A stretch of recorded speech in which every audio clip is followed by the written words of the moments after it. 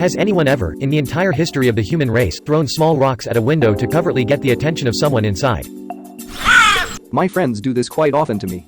They like to show up at my house pretty early before I'm awake, and I rarely will answer my phone when I'm trying to sleep. I also have a screen in my window, so it makes a loud rattling noise which is hard to miss. Also, rocks are often substituted for snowballs. I did once, but the other person was in a car. He was my BF at the time and was backing out of my grandparents' driveway when a small cat ran behind his car.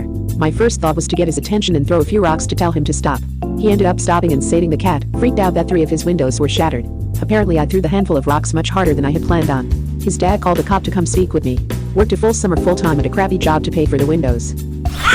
I was faced with this situation in my youth after failing to find a rock I thought would be loud enough to be heard, yet not break the window. I took off my shoes and socks, balled up my socks, and started tossing them at the window. Worked like a charm, and by charm, I mean the girl's parents saw me through the downstairs window, barefoot standing in the driveway throwing something at their daughter's window, came out, confronted me, called my parents.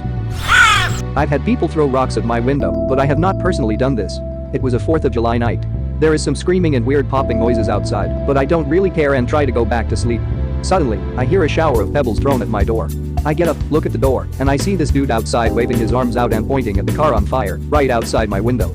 The popping sounds were the car's wheels exploding. Some couple had had a drunk fight that night, and the girlfriend decided it was a good idea to torch her BF's car, which was conveniently parked just outside my window.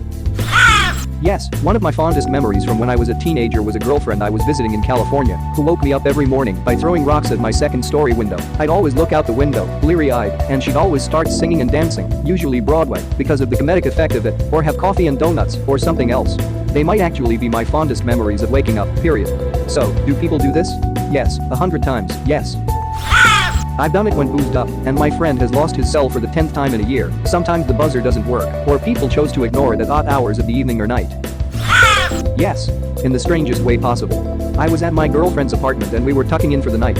All of a sudden that pelting noise started up and I was jarred awake and confused. She was the first to realize what was going on and looked out the window. It was her failure nutjob of an ex who was in town and got his ass beat by the friend he was visiting for being such a douche. He showed up drunk, bloody and pathetic, searching for help since he had no money and no one to rely on.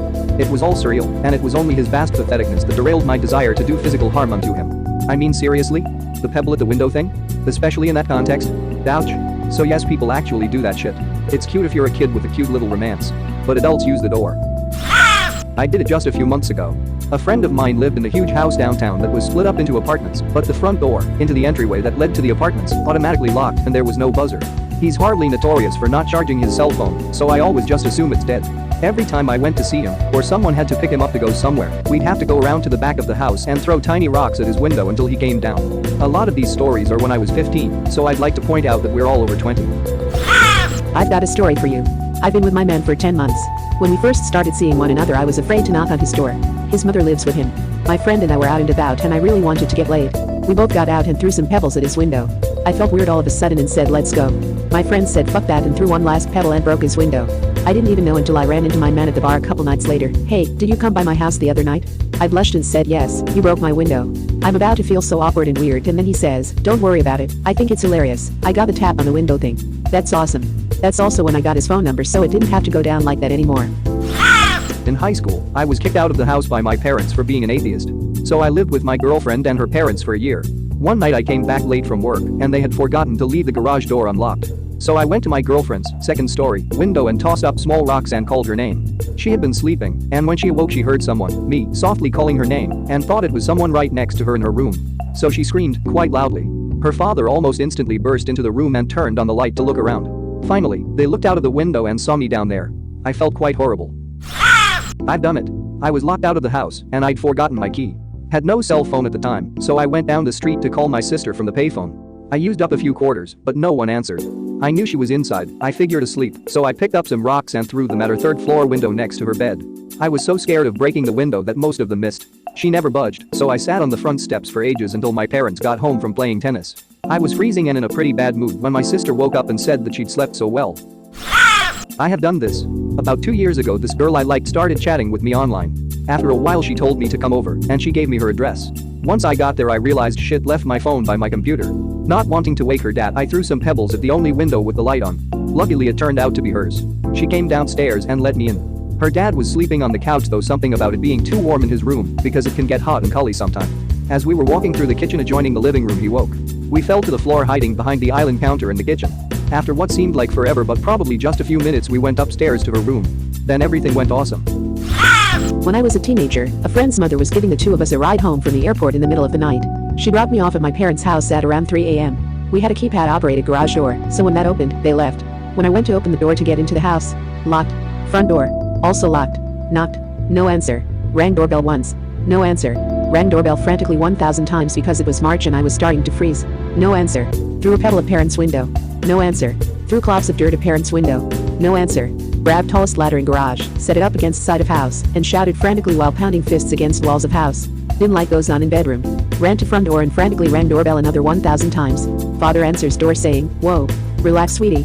Why didn't you just knock?" True story. Yes. I had a neighborhood, childhood sweetheart cute thing going on.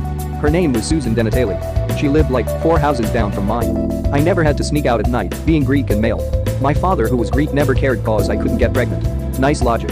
So I would go out around midnight or so and do this. She lived in one of those typical 2-level homes, with the little bedroom windows on the right side and the living room picture window on the left. I would toss the pebbles, and once her light would turn on I would get all excited. Then I would have to whisper yell for her to turn off her light in order to see me outside, since it was dark. I loved summer as a kid. When I was about 10, I hung out with my older brother and his friends in the summers. This one time one of his friends was in his treehouse. It had a window, talking to some girl with the curtains closed. My brother and the other boys started to throw little rocks at the window. It was more for attention than actually getting him to come down, but I didn't realize that. So I threw some rocks too, only one of them was too big, he came down all right. Once upon a time I ate pot brownies. I flipped and called 911 to explain that I was having a heart attack. Ambulance came and I went to the hospital without grabbing my phone, keys, self-respect. Woke up in the hospital in the morning still high, took a cab, hospital paid.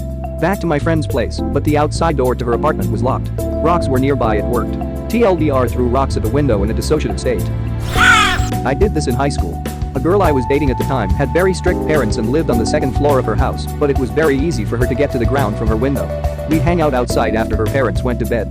Different story, same girl. She lived within walking distance of my house. I wasn't allowed to have females over while my parents weren't home. This girl was up in my room. My bedroom was also on the 2nd story when my parents came home. I tried to wait for the perfect moment to sneak her out, and she stayed in my closet for about an hour while my parents hung out downstairs, but she had to be home by a certain time.